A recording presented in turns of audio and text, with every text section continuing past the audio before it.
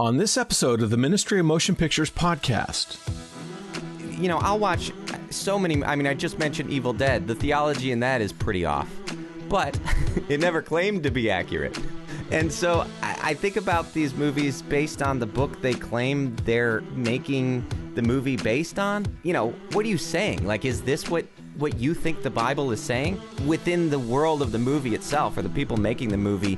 If I secede all of the claims, all of the criticisms of this movie's poorly made and it's bad story and bad character, all of that, okay, but the whole point is as long as it has a good message, and oftentimes it's not even good at that. And I'm like, well, then what is the point of this movie? You're listening to the Ministry of Motion Pictures podcast, where we call faith-based filmmakers to cinematic excellence, bold storytelling, and sound theology. If we believe we have the greatest stories to tell, we need to deliver on that conviction. I'm writer and director and your host, Todd Schaefer. We have a fun episode here with my guest, Kevin McCreary, the young man behind the YouTube channel Say Goodnight, Kevin. Kevin's what I would call an entertaining film critiquer. You heard me right, not a film critic, a film critiquer. Kevin is like a good script doctor who has a keen eye to tell your story back to you in order to point out its weaknesses, problems, and strengths. And what's more, Kevin is wildly entertaining. Film criticism is generally not very exciting stuff for the average person. Our relationship to film critics is the same as our relationship to Consumer Reports. It's rare to find entertaining film criticism. Remember the TV show Siskel and Ebert? Gene Siskel and Roger Ebert were both informative and entertaining, not because they were fun, but because they were serious, and they were often pitted against each other on the merits of a particular film. They were far more entertaining when they disagreed. Kevin is serious and fun. You're always guaranteed some laughs as he unwinds the film to offer his keen insight and constructive criticism. And I emphasize constructive because he doesn't just criticize films, he is instructive. His motto is, holding Christian films to the same standards as Hollywood. As I've said in previous episodes, the faith-based film genre needs good film critics in order for it to grow and thrive, and Kevin stands among the best. This is episode 36. You're a media producer, you live in Nashville, you also do editing.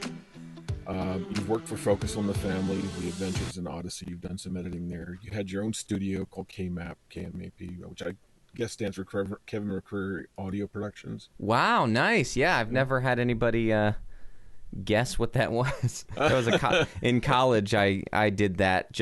I had djmacjd@yahoo.com was my old email address. Wow. And I figured, I guess that's one of those moments where you have to grow up. You're like, oh, maybe I shouldn't have DJ. Like, I wasn't a DJ. I just thought it was funny. This high school email address. Yeah. At least it wasn't Kevin Boy 14. That would have been at more Juno.com. memorable, but easy to remember. You've also produced a number of podcasts, right? Yeah. You produced a number of podcasts, the Ceiling Fan, Adventures in Odyssey podcast, and the one that I'm excited about is Say Goodnight, Kevin. You also rap. You got a lot of rap videos I saw in there. Oh, yeah. So have you always lived in Nashville? I haven't, no. I started out my life in Michigan. My family's from Michigan, and then they moved to the South when I was 11 to South Carolina. And so I think that kind of, for me, introduced me to, it kind of started me on an observational life path. I really like observing things that are different and finding differences and laughing about them and finding the humor in things. And because going from the North to the South, there's differences, and it's weird because our culture, even though it's been hundreds of years, it's great to have you here. So thankful that you could join us. Funny differences between things they do in the North and things they do in the South, and it made me kind of culturally aware very, very quickly, and my family always, just little things that they say in the North and the South, it's different. So I always avoided getting a Southern accent because I knew that they didn't talk like that on the radio and on TV, and so I always avoided that. And but yeah, so there's nothing happening though in South Carolina as far as media goes, and so I moved to Nashville. Good. And there's a lot going on here. That's where you started working for. Hold on, you were in Focus on the Family, so that would have put you in Colorado Springs. Yeah, Colorado Springs. Yeah, I lived there for 2 years out of college. It was my first gig. I interned there and then worked there, and it was a good place to start because Focus on the Family. They are, whether or not people agree with all of their different stances on different things, they are very dedicated to quality, and so it was really cool to be in a place that like they didn't let anything go. If I was editing something and it sounded a little off, it was called out and I had to fix it. And so it was kind of a boot camp sort of situation for audio production and audio editing. And I think Adventures in Odyssey is the same way. Like because I worked for the radio program, but I did some Adventures in Odyssey is where all the fun happens. You know, that's the kids show, and it's a really creative show, and so I learned a ton about sound design and stuff from there. Let's jump into Say Goodnight, Kevin. How did that start? What gave you the idea for that? Well, so like you said, I'd done a few different podcasts, and I had been doing this one podcast that was super niche. It's called The Ceiling Fan, and it was a fictional character doing a podcast about, like, that's the premise. About, and I was doing his voice, it was this kid who claimed to be the biggest Adventures in Odyssey fan. And within that, he would do these different adventures, and we also would do kind of a news report that was like The Onion, where it was doing like news about things happening in Adventures in Odyssey, but they were like made up things that they wouldn't do on an actual Adventures in Odyssey episode. And like there was one where I can't, I always can't even remember ones that we did, but just little stupid things like Mr. Whitaker actually was running some sort of like ring of kids, like ice cream smuggling ring or something, like, like usually like more grown up stuff that they wouldn't do on the show. Yeah. And it was fun and funny, but like most people who know what Adventures in Odyssey is didn't find it funny because it's making fun of their favorite show. And most people who didn't know what Adventures in Odyssey was, who might have found it funny, well, they wouldn't find it funny because they didn't know what the show was. So it's a super niche thing. And that's why I continue to do that same thing with Christian movies. But I don't know, I find that sort of thing funny. So I was doing that show. I'm leading to something, I promise. I was doing that show, and I was working with several people. I found it very fun to, this is kind of the age of new media, and how far can I push it to where I'm making an audio drama with people all across the country, putting something together, and it was a lot of fun. But it ended up being a ton of work and very dependent on everybody was volunteering to do it, and so nobody was getting paid, and I was very dependent on other people, and so and waiting for them to get their lines in and stuff, and I felt bad because I was always kind of pressuring people to do something, and it felt like it was my, I was pushing people towards my dream, I guess, and I was like, I like video production. I've always wanted to start a YouTube channel, and so I had the stuff, I had the camera and the equipment to do it, and I thought, I should just do something that's just me. And so the idea of my YouTube channel was just to make something that was me. It was like a side project where I could just talk about things, and I ended up, when I first started the channel, it was just kind of me doing listicle type videos where it's like, hey, here's 5 reasons cell phones are dumb, am I right? But I always enjoyed experimenting with different stuff, and I figured, well, this is a cool creative outlet because I can do whatever I want because not a whole lot of people are watching. And so I would try different stuff, and it was kind of my little creative playground. And it was actually when I'd been watching a lot of Nostalgia Critic, who does movie reviews and stuff, and I was like, I should do something that's like that, but with Christian movies. And so it was more, I was doing a parody of his videos, and people liked it. It got more views. I reviewed the Kirk Cameron Left Behind movie, and it was kind of, I always loved Mystery Science Theater and riff tracks, and I always wanted to do one of those types of things, and so this was kind of my opportunity to try my hand at it.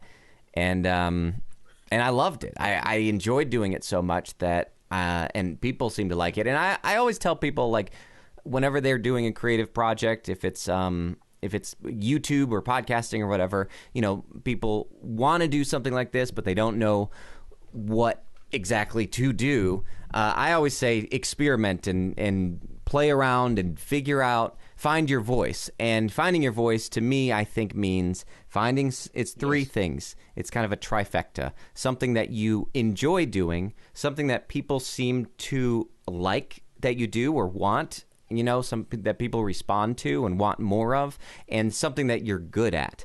And because sometimes you get 2 of those and not 3.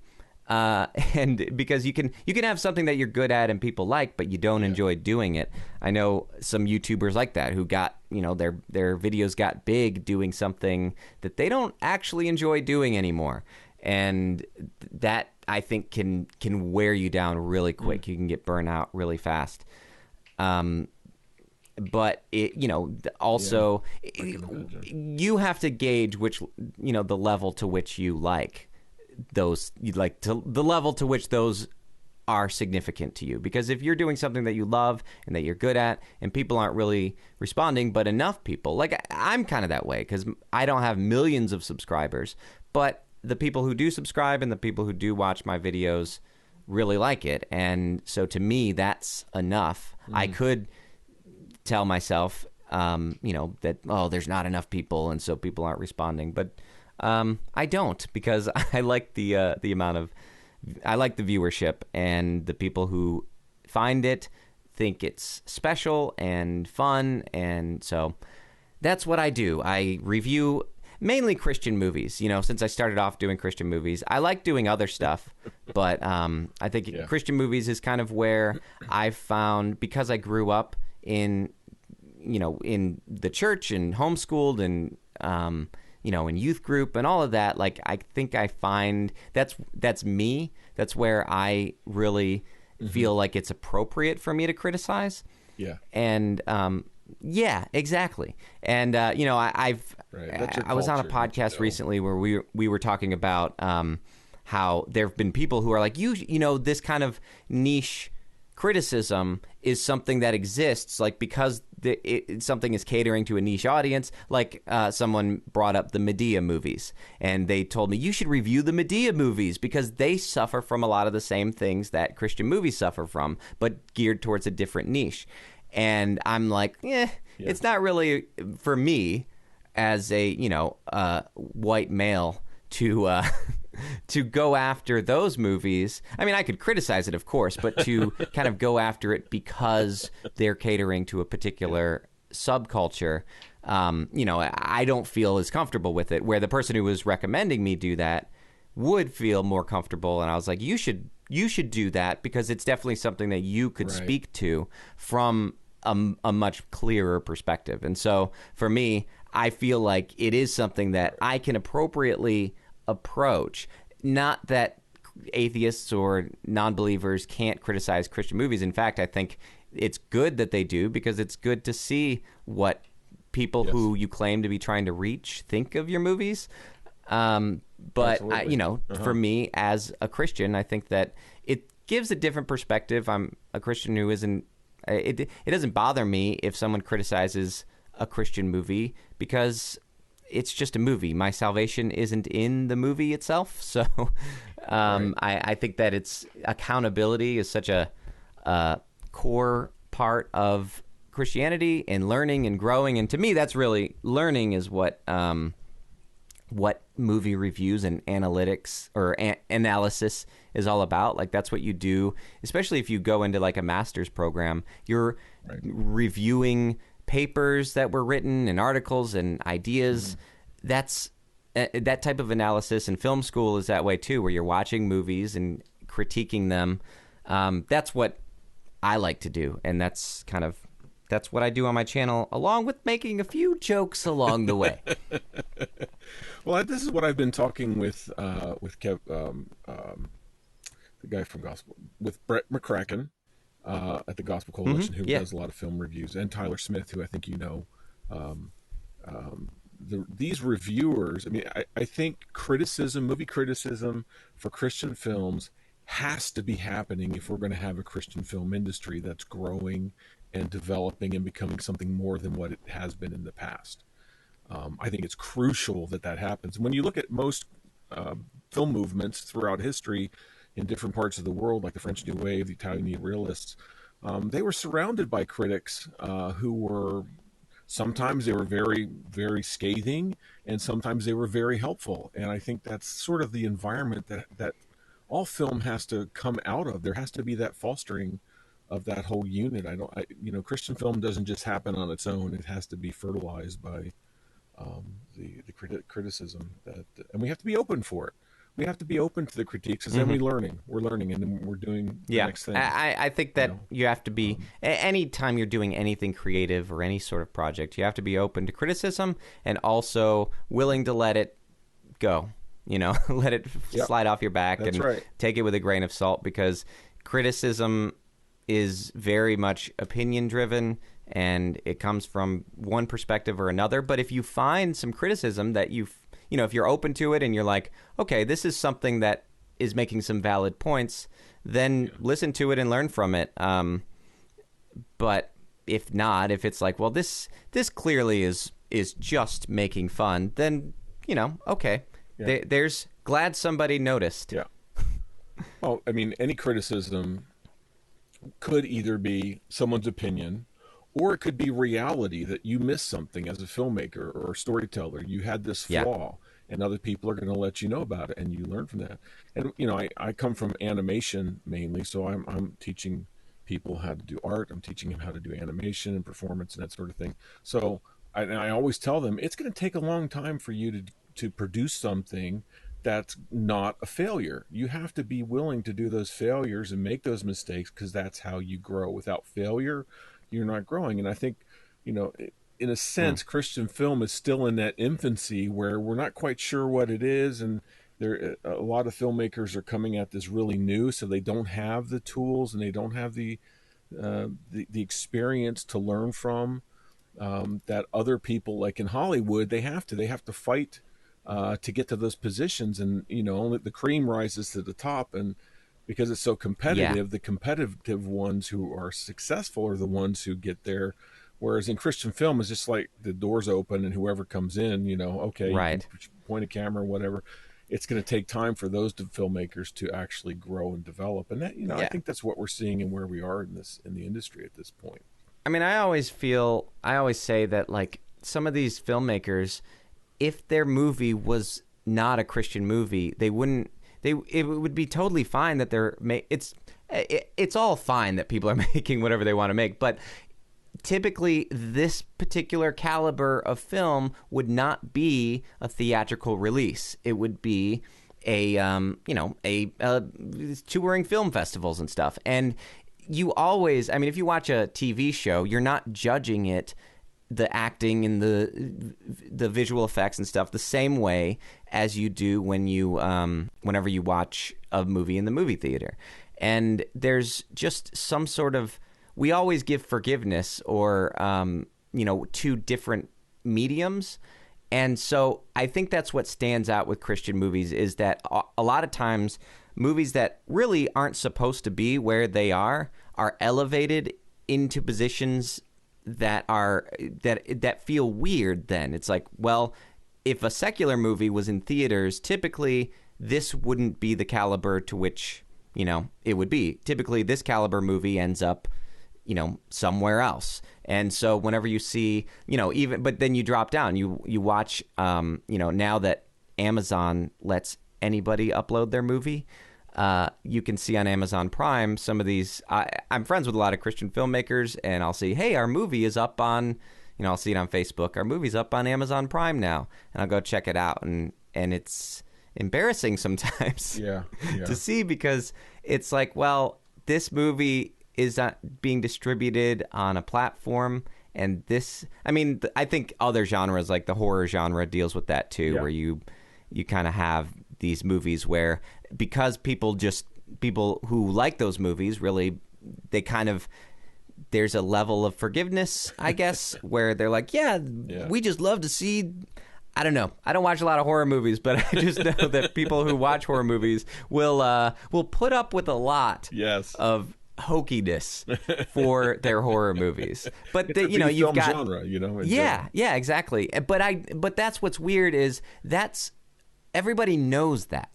They know that, and they intend to do it. Sometimes you watch these horror movies and the blood is so obviously fake, and it's, the most famous one I think is Evil Dead, where it's just so, especially Evil Dead 2, it's so over the top and extreme, and it's intentionally that way. Yeah.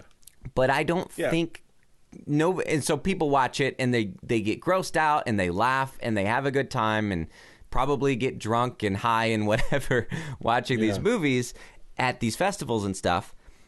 But that's not what Christian movies do. Like, that's right. And that, I think, is what's interesting about the kind of the genre, is genres oftentimes, you think about found footage films, and if I were to, I say this, I've said this before on podcasts, so I'm sorry if I'm repeating myself, but I was thinking about how, I always think about how found footage movies, if I were to watch one and criticize it and say, I don't like the shaky cam here, then it would be on me to recognize that I don't like found footage movies, because that's what they are. It's a attribute of the genre. And so in the same way, you could say, like, well, this movie talks about Jesus. Well, what do you expect? They're not going to be preaching about Buddha in a Christian movie. So in that respect, it's a genre. But I don't think, and I think the same way with schlocky horror movies have, these overly gaudy blood and guts and bad special effects and stuff. So if that's the intention, but I don't think cheesy is the intention of Christian filmmakers. And so I understand that there's certain aspects of the genre that are a genre in Christian films, but I do think that there is a level to which Christian filmmakers don't want their films to be what critics are saying. They're not. It's one thing where you can say, well, you're criticizing it for something that it is, and we know that it is, and that's the intention of it. But I think that I don't think bad movie is an attribute of the genre. Yeah, I agree with you. I think because it's a B movie genre, it's easy entry level, and just like horror, if you look at a lot of these big directors today, they all got their start in horror, a lot of them. And Christian film is sort of the same way. It's that easy entry level thing, and it's because it's got, like you said, it's got an audience that isn't very demanding of what it wants. It really likes the message and the affirmation of its beliefs and the things that it enjoys about it. So that's what causes it to survive, which is a good thing in some ways, because it is a captive audience that's underserved and is looking for this kind of content. So it's easier to hit as a target. But the bad is that it's going to get stuck in that rut. But that's exactly what it is, though. Right. Yeah, because it's a target market, not a genre. I think that there's a big difference, because I think that when I watched the first Evil Dead movie recently to kind of analyze it, to figure out what is it that like people saw in this that they knew Sam Raimi could be a big director. And what's interesting about that movie is that it is a filmmaker's movie, because you see exactly how he did every special effect. And it's not so much that it's easily covered, but it's actually, it's almost like the movie is a behind the scenes in and of itself, because you see what he did, but also that it must have taken so much time to do it, and that it was very creative that he did it that way. Whenever like the arms, there's this part where these arms come through a door, and you can see where they cut the door in order to have the arms poke through there. And so you see all of the things within it. Like, you know, you don't have to watch how did they do that? Because you know. So if you're somebody who is, you know, who likes stop motion animation, or you like, you know, practical effects, it's kind of here's some ways you can do practical effects in and of itself in the movie. And I think that because of that, you have kind of it even if it's cheesy, it's very creative.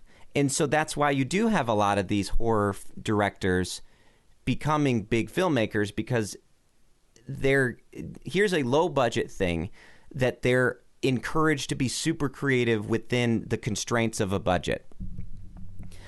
And I don't know that happens in Christian movies. In general, it's not a genre that's known for, yes, cheesy, but extremely creative.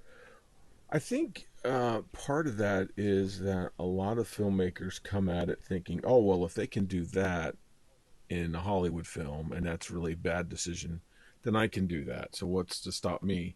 So they're not necessarily coming at it from a creative standpoint. A lot of them are coming at it from a messaging standpoint.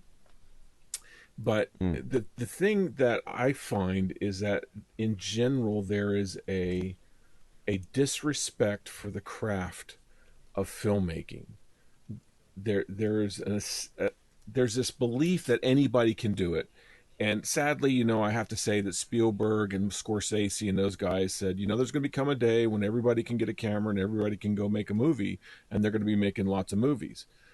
That's like saying you can walk through a community art show and look at all the art that these folks are doing in this small little community, these little portraits that look ugly and, you know, bad barns and that sort of thing, and go, hey, I can do better than that. Give me some paint and canvas, and I'm going to produce better art than those guys. Unless you've ever painted, you don't know how difficult it is. You can spot the problems, but that doesn't mean you can execute and do something better than what's there. It's a sense of the craft. There's no sense of craftsmanship, a respect for the craftsmanship it takes to produce some of these things. And so people go into a gangbusters without any understanding that, you know, people have spent years and, you know, most of their lives developing the skills and the abilities to do something that's powerful and moving and is at a high level of quality, creative quality. And that's why we get a lot of these bad films, is because they think anybody can do it and they just get out and start shooting stuff. And it's only until they start trying to put it together do they realize, holy cow, I really don't know what I'm doing. Yes. I mean, I feel like that's why, because it's true. Like, criticizing is easy. Yeah. That's what I do. But I recognize I can do that. And I also recognize I probably can't make a movie. And so I don't. That's my superpower. I know what I don't know how to do. So I don't do it. Yeah, that's true. But and I do feel like that's... You do well, Kevin. I have to see, there you go. Thank you. I love your YouTube channel. I love, you know, honestly, I had on my list. I always have a list of films to watch. And, you know, I throw in a Christian film in there, especially because I'm doing this podcast. And I just want to be on top of things and see what's going on. And I want to be... And some of them, I can't watch them. I don't have the stomach that you have. So I'll now type in your video your YouTube channel, say, did Kevin do a review on this? Oh, yes, he did. So then I get to sit down for an hour and be entertained while you're analyzing this film, and that's more. My wife and I enjoy watching your YouTube reviews on some of these films more so than the film themselves. Well, good. And you're watching it for my commentary, not as a replacement to the film, correct? Oh, right, exactly. For legal purposes, exactly. We got to make sure that's clear. That yes, that's true. I'm watching it because you're entertaining. There's added value. You talk about things, and you've got a lot of added value. It is so entertaining. Well, I really appreciate that. You have an ability to make an entertaining review that I haven't even seen much of in the secular world. I think you could really branch off into that area. Well, thank you. I mean, you're entertaining. Your critiques are really good. You're point on when it comes to story and the cinematic qualities that are lacking or else good, because you do praise a lot of these films for the good story points, the good characters, the good cinematics. And you're also very knowledgeable about the theology, and I appreciate how you point those things out where, it's sort of left in this nebulous land, even in a Christian film. What are they really saying there? And you're like, wait a minute, this is the truth, and you guys are skirting around the truth because you're not willing to say this or whatever. It could be anything. Yeah, I find that critique. Yeah, I find that important, not because I'm. I'll watch so many. I mean, I just mentioned Evil Dead. The theology in that is pretty off, but it never claimed to be accurate.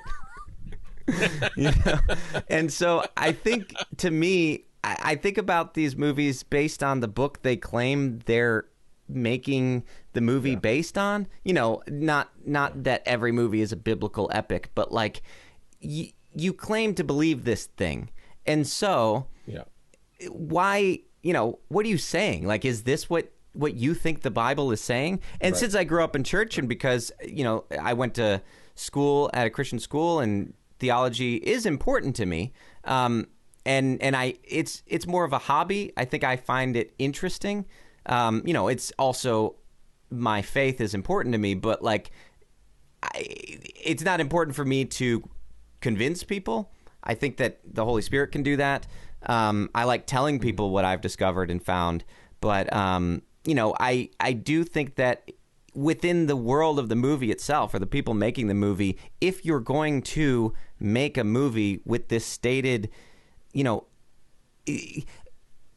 the bottom, if I secede all of the claims, all of the criticisms of this movie's poorly made and it's bad story and bad character, all of that, okay, but the whole point is, as long as it has a good message, then how is it even as a message? And oftentimes it's not even good at that. And I'm like, well, then what is the point of this movie? Yes, that's right. So I don't like to, there are people who write reviews, and my point isn't always to review the theology of the movie to see, are you being Christian enough in your movie? But if you're going to make a movie with, it would be the same way if someone did a true story and said, this is a true story. It would be prudent for me to point out where it isn't true. Like they said this is a true story. I watched that movie on Amazon Prime about it was called about the hot air balloon.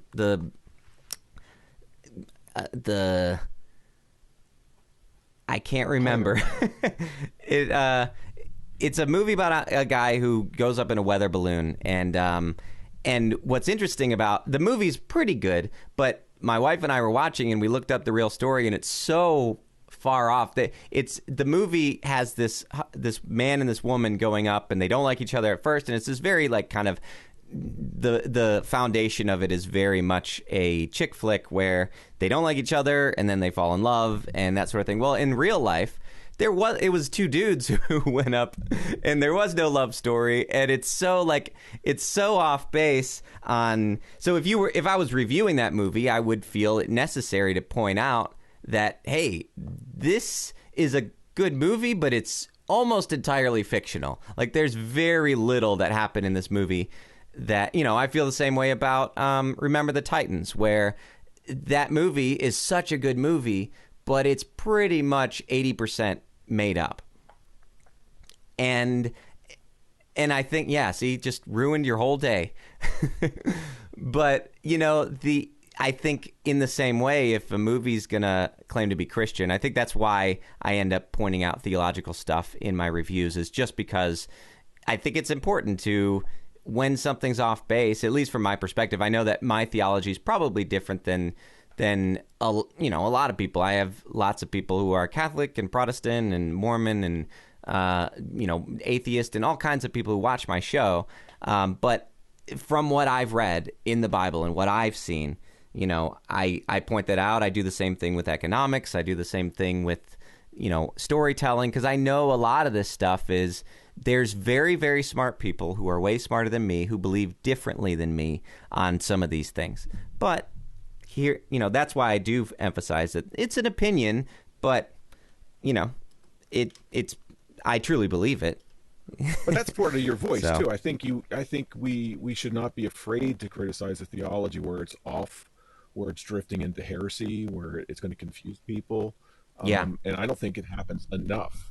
Yeah, because sometimes I think the directors don't know. I think that's one of the main things I like to point out is, here's the thing, and I don't know if you know that this is how this is coming across.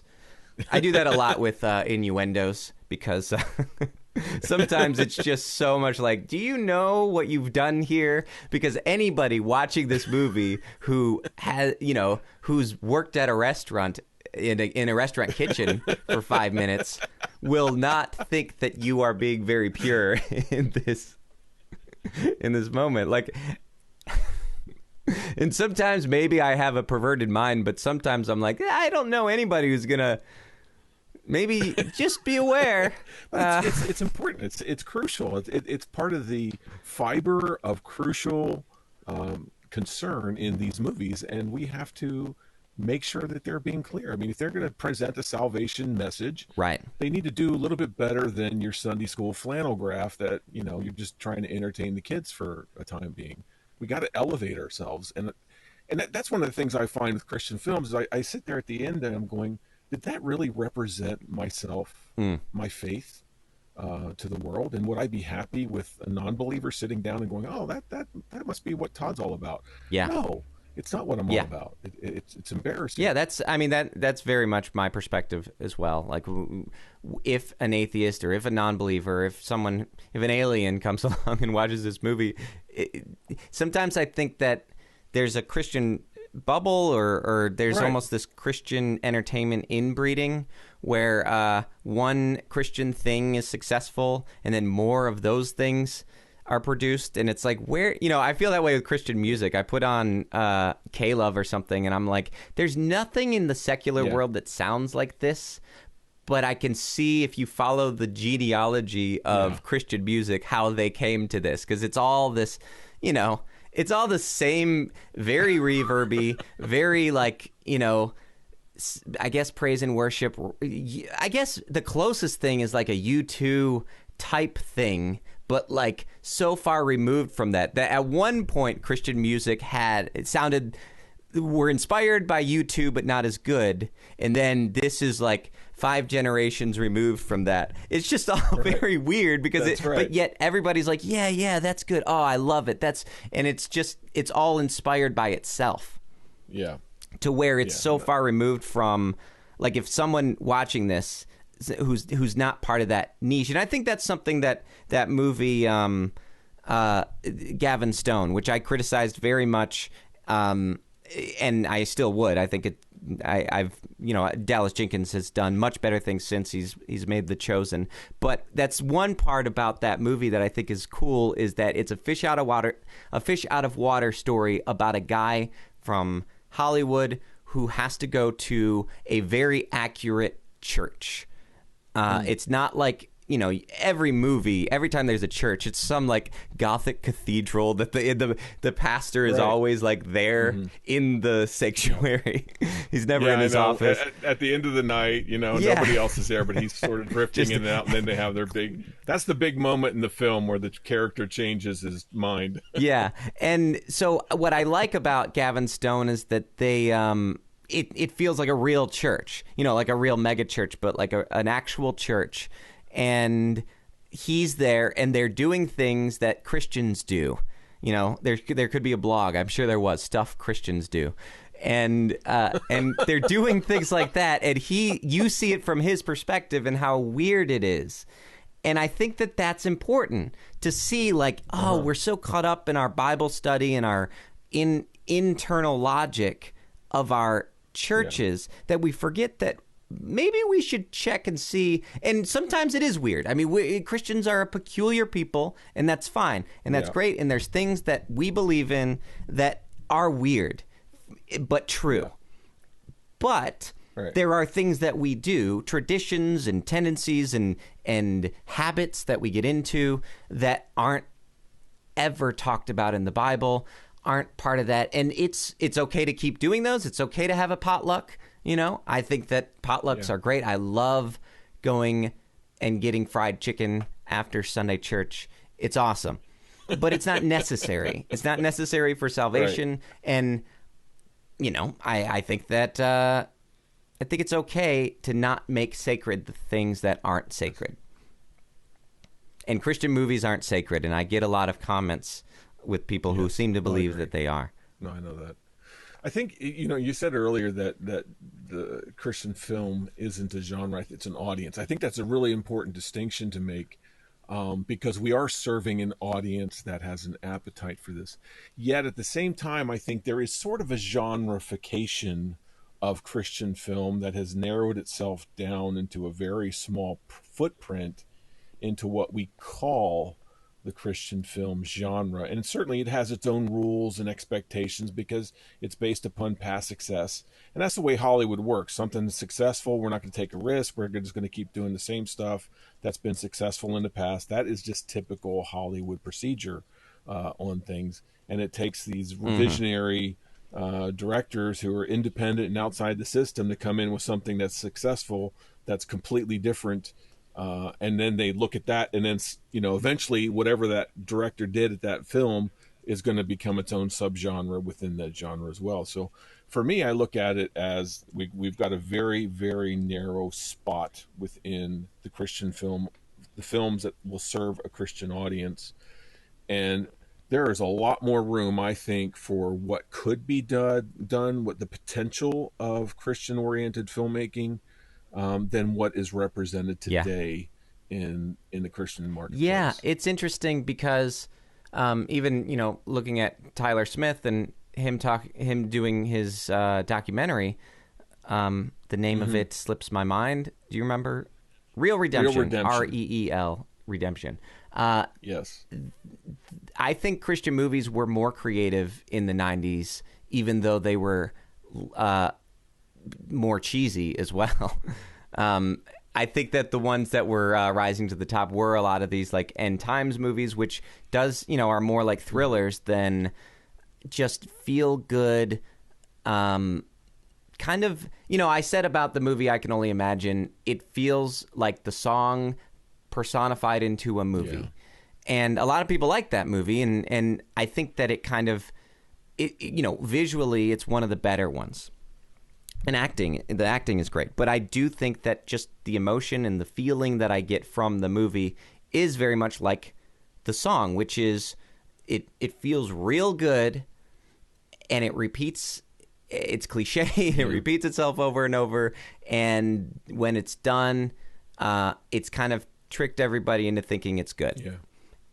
And because it does a lot of it's unashamed about doing all the things that make, that like I remember hearing even back in the early 2000s, there was this computer program that record labels used to kind of run a song through to make sure it had all the elements that guaranteed that it would be a hit. Huh. And they still have that type of thing today that kind of analyzes what elements in a song have been popular in the past, and so this song hits the mark on those things. And the one thing that it can't do is predict innovation. Like rap music, it wouldn't have been able to predict that would become popular because it hadn't been popular before. And I feel like sometimes songs, you can sense that. Wow, this is all the things that make a song popular. And that's what Hollywood does. Hollywood itself, you have movies like Independence Day, which I actually really like. I think that there's a lot of heart in that movie and a lot of core elements. I mean, you can kind of compare the movie Independence Day, the original one, with the sequel, which hits all these points, but is terrible. And it's just by the numbers, fill in the blank sort of movie, and all the disaster movies that came after that. Twister and 2012 and all these movies, it's all cliche, the same thing. But you look at a movie like the most recent Godzilla movie. I watched that one recently, and it has all those points. It's got the guy who's like, you guys got to listen to me. I'm the only one who realizes this is all a bad idea. And the overeager military leader who's like, we're gonna do this no matter what. But it's actually a really good movie, and it's really well done. It's interesting, and it kind of subverts some of those expectations, but also is exciting, and the graphics are good, and has a lot of heart and stuff. And I think that that's what Dallas Jenkins wanted to say about Gavin Stone, is that yes, it's cliched, but it's done well. And I think that to a degree that's true. You have kind of anyway, I'm sorry. I went off on a tangent. You were talking about tangents. We love the tangents. You were talking about how there's kind of this niche that's kind of. I do think that I do think that there's a level to where a lot of the Christian movies, it's what's worked, and so they're doing that thing. And part of that is it is what's working. Like it's not like there aren't creative Christian movies being made. Somewhere, I'm sure. I think I haven't seen them, but but there are movies like Gavin Stone. I think is better than a lot of the ones that are much more popular, and sometimes I think that it's an audience, and that's always been my claim. I'm not making reviews to tell the directors what to do, but I'm making reviews the same reason anybody makes reviews, which is to inform the audience and maybe to educate the audience. And my hope is that Christians will say, okay, yeah, we've seen these movies that kind of say the thing that we believe, but just like comic books, like, okay, we've seen our favorite comic book characters up on the screen, but what if we saw it in a good movie? Now that would be something else. And I think that, the same thing could happen with Christian movies, where there's a little bit more discernment, where people say, yeah, there's so many Christian movies that are good that I'm not going to just support one that kind of half donkeys it. I didn't want to cuss on your podcast. Well, my theory about Dallas Jenkins is that he has a very good story sense because he comes out of a family of writers. Right? His father is Jerry Jenkins, so his stuff tends to be a little more plausible and entertaining, just because it's got a better story. I think a lot of Christian films fail right out of the gate because they don't have a strong enough story. Yeah. Well, concept. I always say it doesn't take a budget to write a good script. And I mean, to a degree, right. If you're good at writing, then you can charge more. But like, to revise the script, to get that right first before you go into production, that's where you can not shoot scenes that you have to cut out, or feel like you can't cut something out because you spent a whole day filming that, and it's there. We made it. We don't want to waste that production day. Getting it down before you shoot. And part of that is being a student of film and watching movies that maybe you don't necessarily feel comfortable watching, but knowing that this is a classic film that has things, ignoring the bad stuff and focusing on the things that make it a good film. Because it's not, we can see through R-rated movies that flop that it's not saying the F word that makes a movie good. It's so many other things that can make a movie good. And I think that also Scorsese proves that with his movie Hugo, which I really love that movie. Here's a guy who almost always makes R-rated films and made a PG movie that kids can watch, and it's such a good movie. And it's because he's a very talented director who knows how to make good movies. And I always talk about Scorsese because I'm always impressed with him. I know there's people who actually aren't impressed with Scorsese, and that's fine because we all have opinions. But you think? I think that most people can admit most of his movies are better than a lot of the Christian movies that come out. And I think studying movies like Goodfellas or Hugo, or looking at movies like The Godfather and other ones that just looking at any top 100 list of best movies ever and figuring out, looking at them and figuring out why are these movies good. To me, I know that when I started, I mentioned earlier in the podcast, I started reviewing movies as more of a joke. And I always love talking about movies. I always love talking. It's my favorite thing to do. And I love talking about movies, but I'm not really I didn't go to film school or anything. And so when I realized this was something that I was going to do more often, I started being more of a student of film and reading more books about filmmaking. There's one called Directing that's on Amazon. You can get it. It's usually a little more pricey, like $30, but it's basically film school in a book. It's so good. It's a great reference book. But I started reading a lot of books about filmmaking and screenwriting and stuff just because I felt like it was, if I'm going to be doing this more, if I'm going to be talking about it, I should know something about it. And that's why oftentimes I'll do kind of rants of educational things in my reviews. I'll try to slip it in there, kind of a Trojan horse edutainment, because I like pointing out, hey, here's a thing that is a good storytelling technique that is used in this movie. Do this more. Really? You mentioned that I'll sometimes be positive, and that is kind of something that I'm thinking of. Kind of my target audience, which is generally, my core audience is generally 18 to 25, according to my analytics. And and I think that that's because, or at least for me, I think, okay, those are college age students. Those are people who want to make movies or might potentially want to make movies.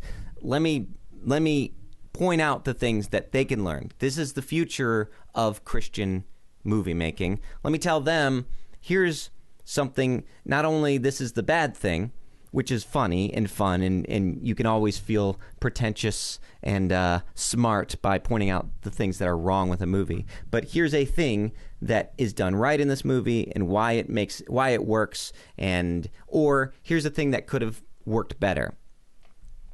Cool. I don't know where I was going with all that, but those are things. No, that's good. Maybe you could cut all that together to make a podcast. Have you read any books by Richard Walter on screenwriting? Maybe. What has he done? He's done a couple books on screenwriting. One, it's called I forget. It's screenwriting. Anyhow, I'm only bringing it up because you sound a lot like Richard Walter when he talks about how films and stories work. Oh, and the Essentials of Screenwriting. Yeah, I have read that. Yeah. Okay, good.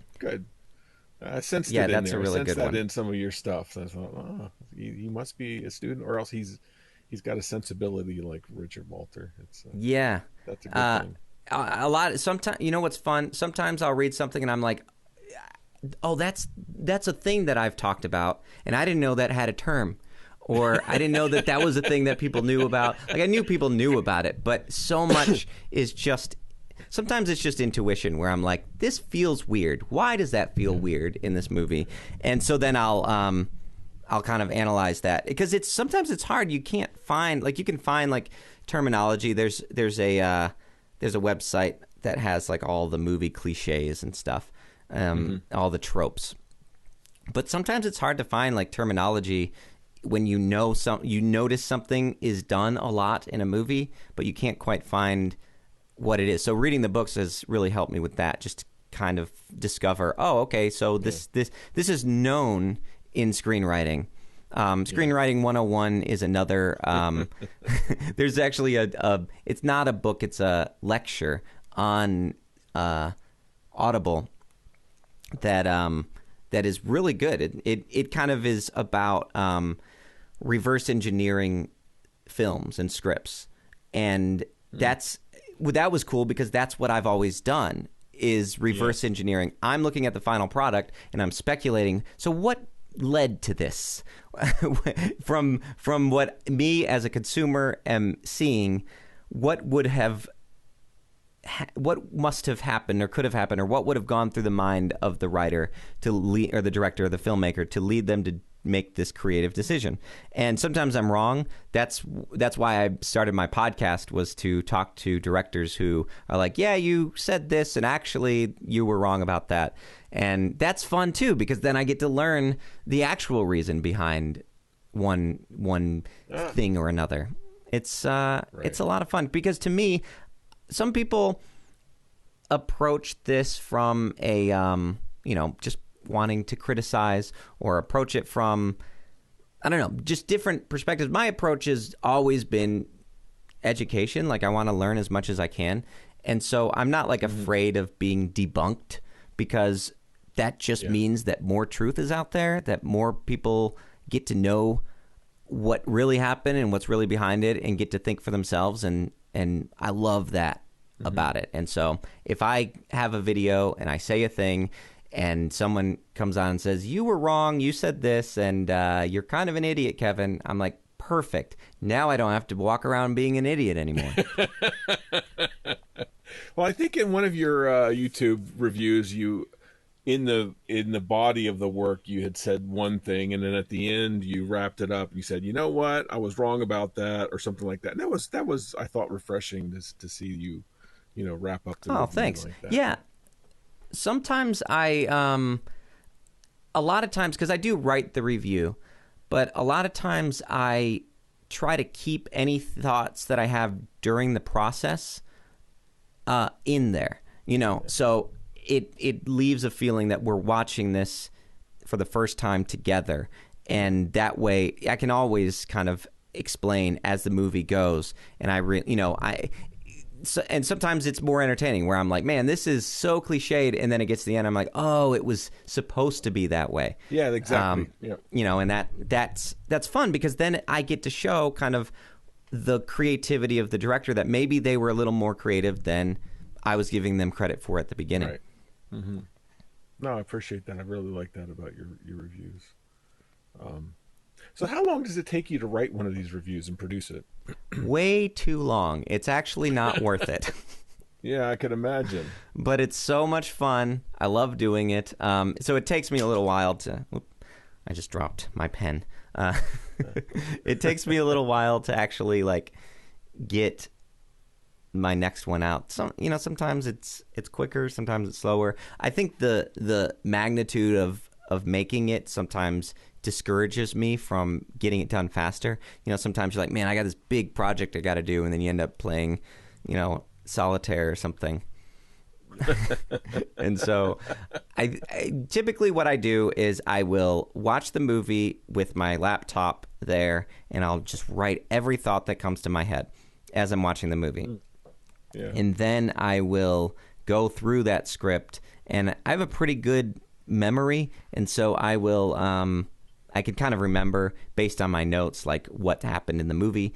And so I'll go through and I'll add jokes, or I'll adjust it, or I'll make it, I might say like, why does that person have a dog on their head or something, and then I'll go in and make a joke like, well, this movie's great except for this person with a dog on their head, and actually make it a little more conversational, or say, wow, look at this shot. Glad they got the dog in the shot, or, something that feels a little more like I'm saying it off the cuff. And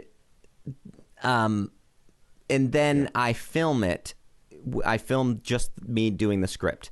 And then I put it in my computer, I put the files inside the computer and edit it to the movie.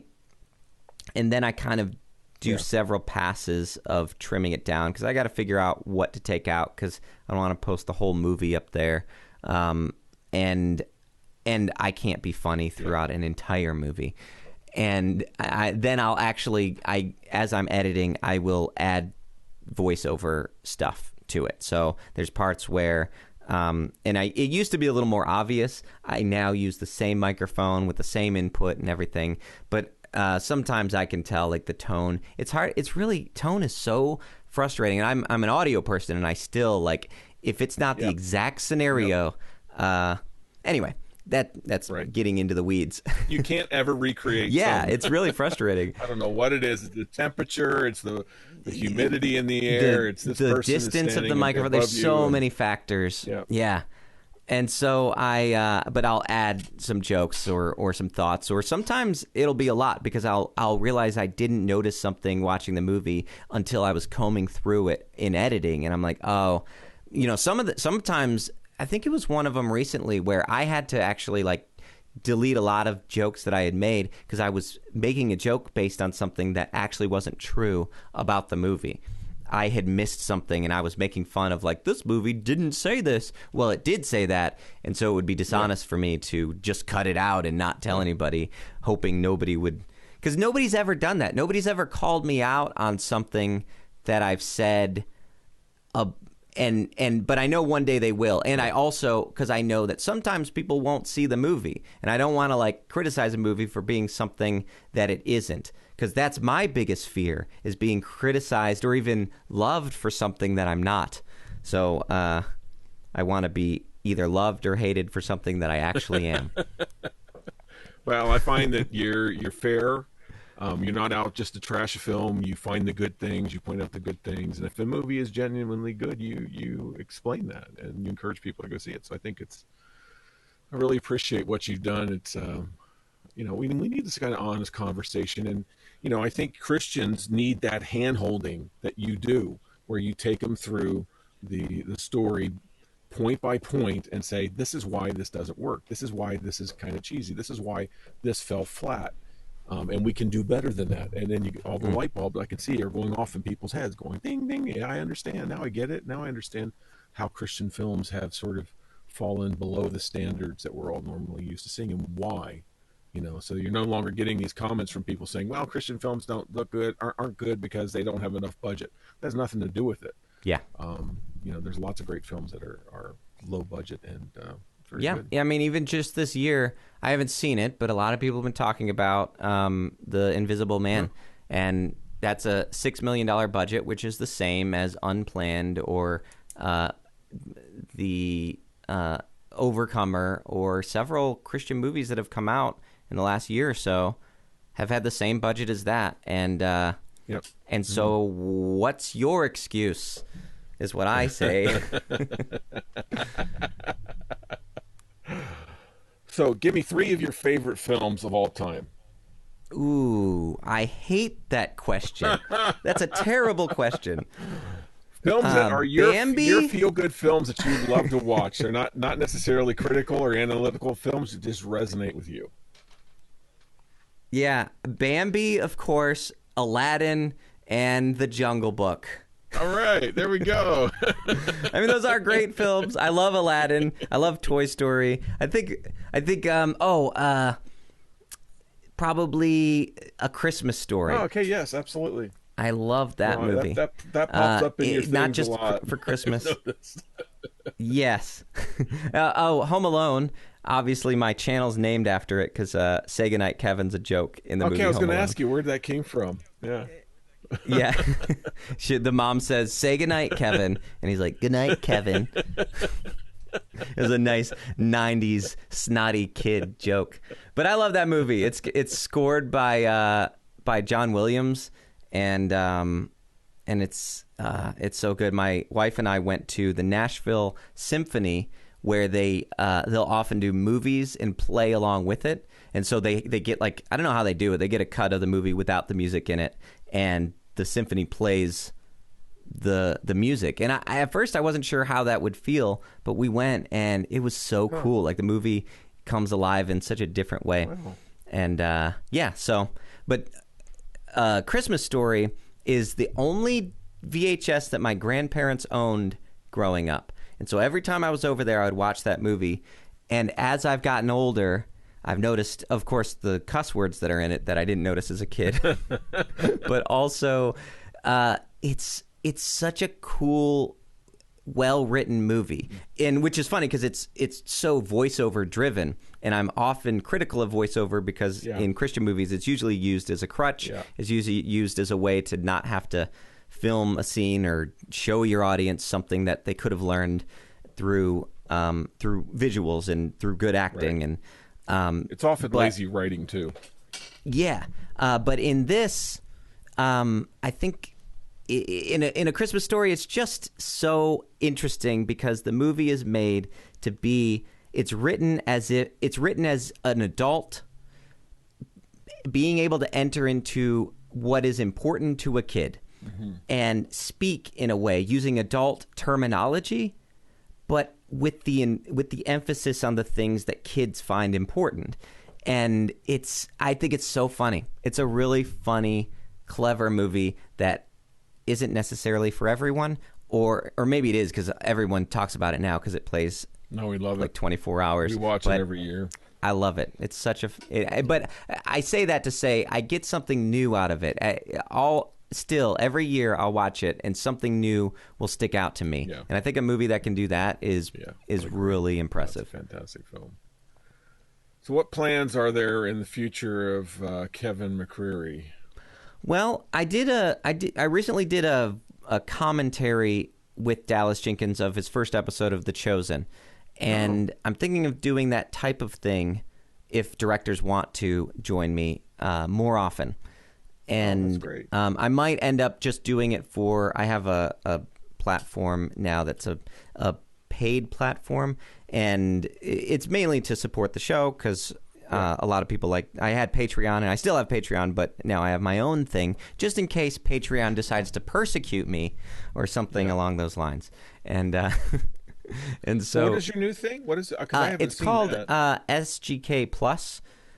Say Goodnight Kevin Plus. It's like it's like a streaming service, I guess, but it's mainly if a video gets taken down off of YouTube or anything, and I'm going to start adding stuff. So it's like a bonus sort of thing, so you can both support the show and get access to some bonus content that I'm going to be making, which one of those things may be these commentaries, which is a little bit easier to do because I don't have to – I just hop on the phone – hop on Zoom and watch the movie with the director or somebody, and we just talk through the content. And with this quarantine stuff that's happened, it's kind of spiked my creativity to think of of ways I can do stuff over the phone.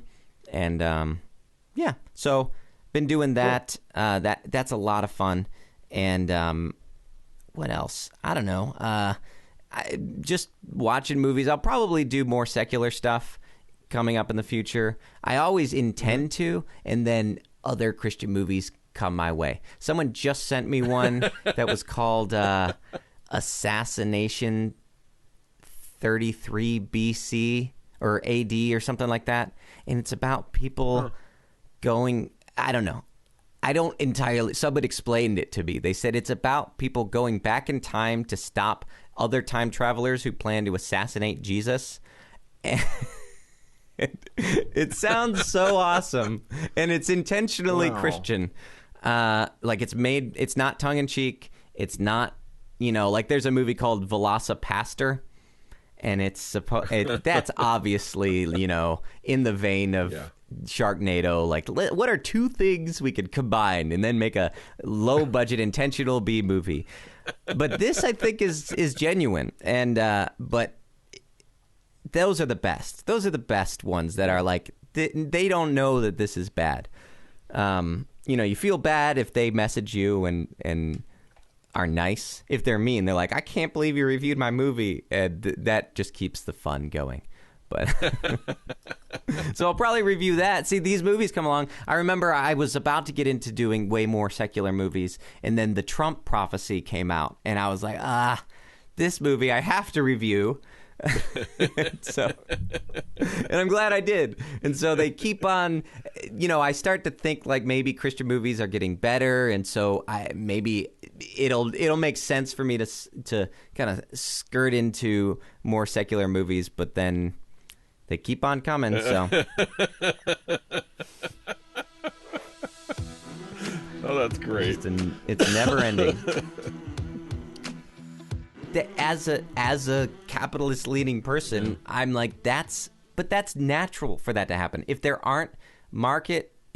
isn't natural market feedback saying to a business, we don't want this product by having low sales, then there's no reason for them to change their production process. Yeah. Any business who is selling a lot of a thing will keep selling that thing. And any business that is producing a thing that isn't selling are going to shift their resources towards something that is selling. That's right. Or they're going to go out of business.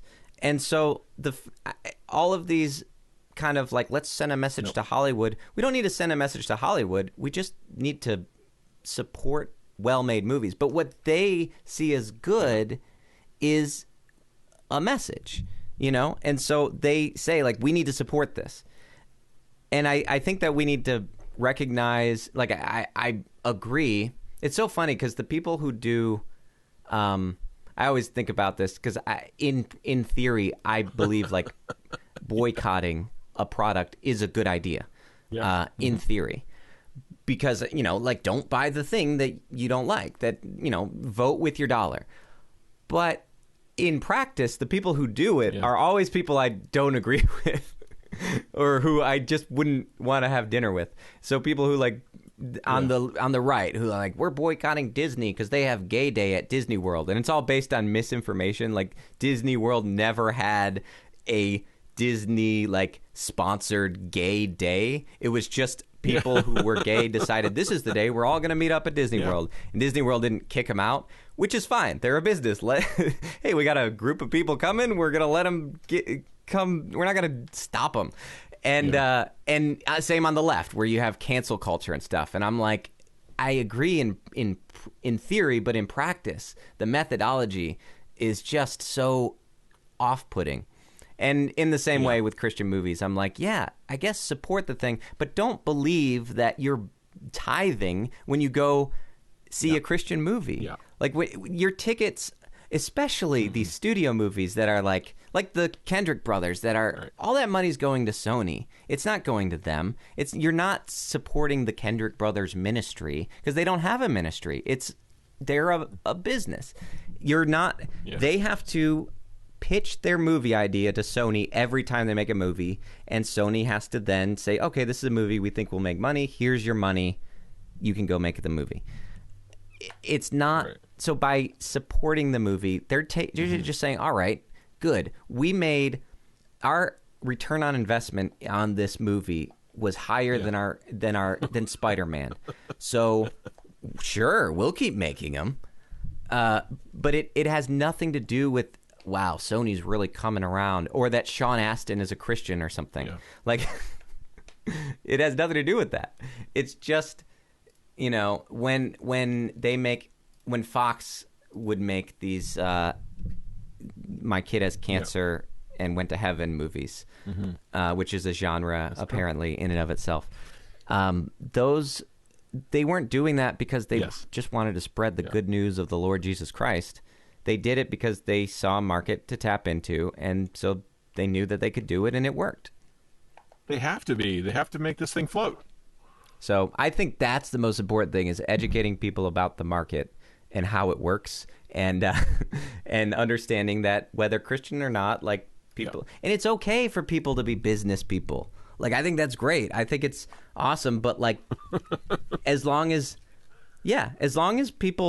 audiences recognize, all right, I recognize that as long as you're okay with it, like know the truth and then decide if you're okay with it. But I think maybe that's just kind of how my brain works, because I feel that way about myself, where I'm like, I want like I said earlier, I want people to love me for who I am or hate me for who I am, not who I'm not. And love these movies if you get value out of, if the ticket itself, the cost of admission, you get that much value back because you just enjoy the movie that much. But don't think that there's more value in the ether because you went and saw this movie. That now more people will come to know Jesus because you saw the movie. That's not, it's just, there's no correlation there. But marketing wise, they do that a lot of times very unapologetically. I think they're getting better at it, about hiding the ball. Well, Kevin, I want to thank you for being on the podcast. This was a lot of fun, and looking forward to seeing what you're doing in the future. And I still got a lot of your content to go through and entertain my family with. So I appreciate the work that you're doing for us. Well, thank you so much. We'll look up SKG Plus. I appreciate that.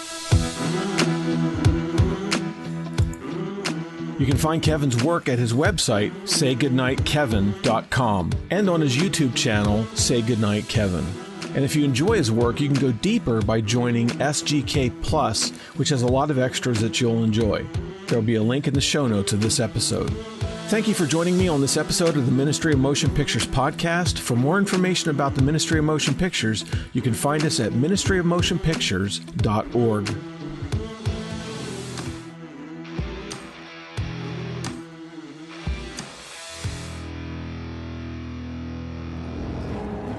What we do in life echoes in eternity.